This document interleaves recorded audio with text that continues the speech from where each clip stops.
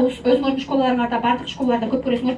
Биз менен звездалар сотрудничать. Дима Билан, Моника Белучи, Деми Мур, голливудская актриса.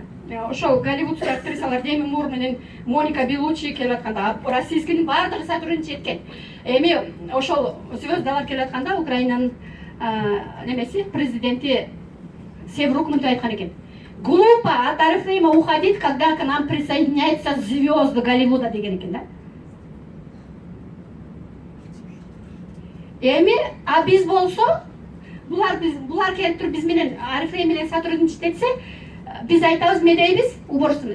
Жакшыраак эле иш табышым керек дейбиз да.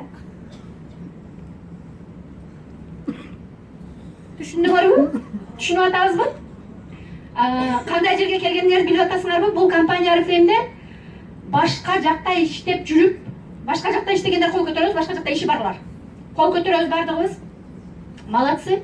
Башка жакта иштеп жүрүп, не отрываясь от основной работы, можно бул жактан өзүңөрдүн собственный бизнесиңерди көтөрсөңөр болот.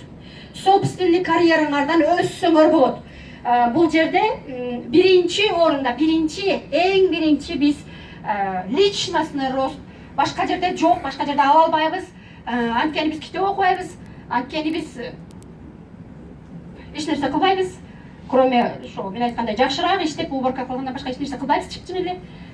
Ошон үчүн раз биз китеп окубасак, образовательный центрлерге барбасак, же башка иштерди кылбасак, анда параллельно бир жерде посудомоечница болуп иштеп жүрүп дагы, бир жерде уборщица болуп жүрүп дагы, бир жерде директор магазина болуп иштеп жүрүп дагы, компания Орифлеймде өзүбүздүн ошол уровеньден жогорку уровеньге көтөрүлсөк болот экен.